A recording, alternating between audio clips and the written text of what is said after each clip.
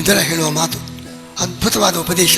ತನ್ನ ಹುಡುಗ ಯುವಕ ತನ್ನ ಶತ್ರುಗಳನ್ನು ಎದುರಿಸಲು ಸಾಧ್ಯವಾಗದೆ ಹೇಡಿಯಾಗಿ ತನ್ನ ಸೈನಿಕರು ಎಲ್ಲರನ್ನು ಕೂಡ ಬಿಟ್ಟು ತನ್ನ ಆತ್ಮರಕ್ಷಣೆಗಾಗಿ ಅರಮನೆಯ ಕಡೆಗೆ ಓಡಿ ಬಂದ. ತಾಯಿ ವಿದುರಾಮಾತಿ ಪ್ರವೇಶ ಕೊಡಲಿಲ್ಲ, ಬಾಗಿಲು ಮುಚ್ಚಿದಳು. ನಿನ್ನಂಥ ಹೇಡಿ ಮಗನಿಗೆ ನನ್ನ ಅರಮನೆಯಲ್ಲಿ ಆಶ್ರಯ ಕೊಡಲಾರೆ. ಅವನು ಹೇಳಿದ, ನೀನೆಂಥ ತಾಯಿ, ನಾನು ಕಷ್ಟದಿಂದ ಓಡಿಕೊಂಡು ಬಂದರೆ ಆಶ್ರಯ ಕೊಡದ ನಿನ್ನ ಹೃದಯ ಅದು ಕಬ್ಬಿಣದ ಹೃದಯ. ಈ ಅರಮನೆಯ ಬಾಗಿಲು ಕಬ್ಬಿಣದ ಬಾಗಿಲು, ಉಕ್ಕಿನ ಬಾಗಿಲು. ನಿನ್ನ ಹೃದಯವು ಕೂಡ ಉಕ್ಕಿನ ಹೃದಯ. ಮಗ ಬಂದಾಗ ಬಾಗಿಲು ತೆರೆದು ಸ್ವಾಗತಿಸುವ ಬದಲು ಬಾಗಿಲು ಮುಚ್ಚಿದೆಯಲ್ಲ, ನೀನೆಂಥ ತಾಯಿ ಆಕ್ಷೇಪಿಸಿದ ಆ ಹುಡುಗ. ಆಗ ಹೇಳ್ತಾಳೆ, ನಾನು ತಾಯಿಯಲ್ಲ, ನೀ ಮಗನೇ ಅಲ್ಲ, ನಿನ್ನಂಥ ಹೇಳಿ ಮಗ, ಅವನನ್ನು ಪಡೆದು ನಾನು ತಾಯಿ ಅಂತ ಹೇಳಲಿಕ್ಕೆ ಸಾಧ್ಯವೇ ಇಲ್ಲ, ನೀನು ಮಗನೇ ಅಲ್ಲ. ಇಷ್ಟು ಧೈರ್ಯದಿಂದ ಅವನಿಗೆ ಹೇಳ್ತಾಳೆ, ತಾಯಿ ನೀನು ಹೇಗೆ ಬದುಕಬೇಕು. ಒಂದು ಬೆಂಕಿ ಇದೆ, ಅದು ಹಸಿ ಕಟ್ಟಿಗೆ ಬೆಂಕಿ. ಹಸಿ ಕಟ್ಟಿಗೆಯಲ್ಲಿ ಬೆಂಕಿ ಉರಿಯುತ್ತದೆ, ದೀರ್ಘಕಾಲ ಇರ್ತದೆ, ಬೆಳಕೇ ಇಲ್ಲ, ಸುತ್ತಲೂ ಹೊಗೆ. ಹಸಿ ಕಟ್ಟಿಗೆಯ ಬೆಂಕಿ ಜೀವಂತವಾಗಿದ್ದರೂ ಕೂಡ ಹೊಗೆ ಮಾತ್ರ, ಬೆಳಕೇ ಇಲ್ಲ. ನಿನ್ನ ಜೀವನ ಹಾಗಿರಬಾರದು. ಹಸಿ ಕಟ್ಟಿಗೆಯಲ್ಲಿರುವ ಬೆಂಕಿಯಂತೆ ಮತ್ತೊಬ್ಬರಿಗೆ ಉಪದ್ರವ, ಪ್ರಕಾಶ ಇಲ್ಲ, ಬೆಳಕಿಲ್ಲ.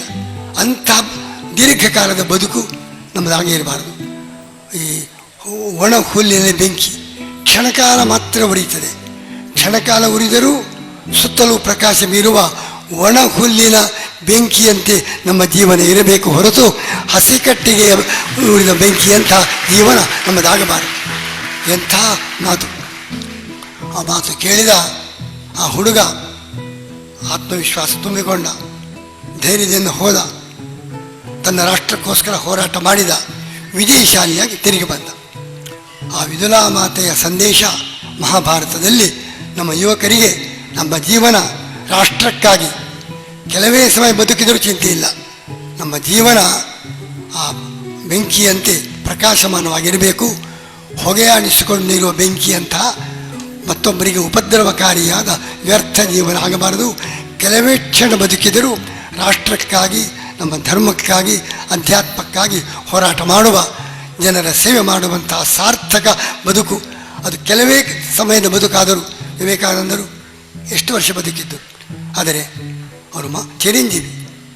ಅವರು ಕೆಲವೇ ವರ್ಷ ಬದುಕಿದ್ದರೂ ಕೂಡ ಅಮರರಾಗಿ ಚಿರಂಜೀವಿಯಾಗಿ ಇವತ್ತು ನಮಗೆಲ್ಲರಿಗೂ ಕೂಡ ಸ್ಫೂರ್ತಿಯ ಸೆಲೆಯಾಗಿ ಆ ವಿವೇಕಾನಂದರನ್ನು ನಾವು ನೋಡ್ತಾ ಇದ್ದೇವೆ. ಆ ದೃಷ್ಟಿಯಿಂದ ನಮ್ಮ ಯುವಕರು ಎರಡು ಬಿಡಬೇಕು, ಎರಡನ್ನು ಪಡೆಯಬೇಕು. ಬಿಡಬೇಕಾದ ಎರಡು ದುರ್ವ್ಯಸನ, ಭ್ರಷ್ಟಾಚಾರ. ರಾಷ್ಟ್ರದ ದೊಡ್ಡ ಎರಡು ಪಿಡುಗುಗಳು, ಒಂದು ದುರ್ವ್ಯಸನ, ಒಂದು ಭ್ರಷ್ಟಾಚಾರ. ಎರಡು ಬಿಡಬೇಕು, ಎರಡು ಬೇಕು. ಒಂದು ಆಧ್ಯಾತ್ಮಿಕತೆ, ಒಂದು ರಾಷ್ಟ್ರಭಕ್ತಿ. ದೇವರಲ್ಲಿ ಭಕ್ತಿ, ದೇಶದಲ್ಲಿ ಭಕ್ತಿ. ಆಧ್ಯಾತ್ಮಿಕತೆ, ರಾಷ್ಟ್ರನಿಷ್ಠೆ, ಎರಡನ್ನು ಇಟ್ಟುಕೊಳ್ಳಿ. ದುರ್ವ್ಯಸನ, ಭ್ರಷ್ಟಾಚಾರ ಎರಡನ್ನು ಬಿಡಿ. ಇಷ್ಟಾದರೆ ನಮ್ಮ ಮುಂದಿನ ಪೀಳಿಗೆ ಬಲಿಷ್ಠ ಪೀಳಿಗೆಯಾಗಿ ನಾವು ಸಮೃದ್ಧ ರಾಷ್ಟ್ರವನ್ನು ನಾವು ಕಾಣಲು ಸಾಧ್ಯ. ಆ ನೆಲೆಯಲ್ಲಿ ನಮ್ಮ ದೇಶ ಚಾರಿತ್ರ್ಯಯುಕ್ತ, ದುರ್ವ್ಯಸನ ಮುಕ್ತ, ಶಕ್ತ, ರಾಷ್ಟ್ರಭಕ್ತ ಭಾರತವನ್ನು ನಾವು ಕಾಣಬೇಕು. ಚಾರಿತ್ರ್ಯಯುಕ್ತ, ದುರ್ವ್ಯಸನ, ಭ್ರಷ್ಟಾಚಾರ ಮುಕ್ತ, ಶಕ್ತ, ರಾಷ್ಟ್ರಭಕ್ತ ಸಮಾಜ, ಅದು ನಿರ್ಮಾಣ. ಅದು ವಿವೇಕಾನಂದರ ಕನಸು. ಅವರ ಮಾತುಗಳಲ್ಲಿ ಆ ಸ್ಫೂರ್ತಿಯನ್ನು ನಾವು ತುಂಬಿದ್ದನ್ನು ನಾವು ಕಾಣ್ತಾ ಇದ್ದೇವೆ. ಅಂತಹ ಬಲಿಷ್ಠ ಯುವ ಸಮಾಜ ನಿರ್ಮಾಣ ನಮ್ಮೆಲ್ಲರ ಒಂದು ಆಶೆ.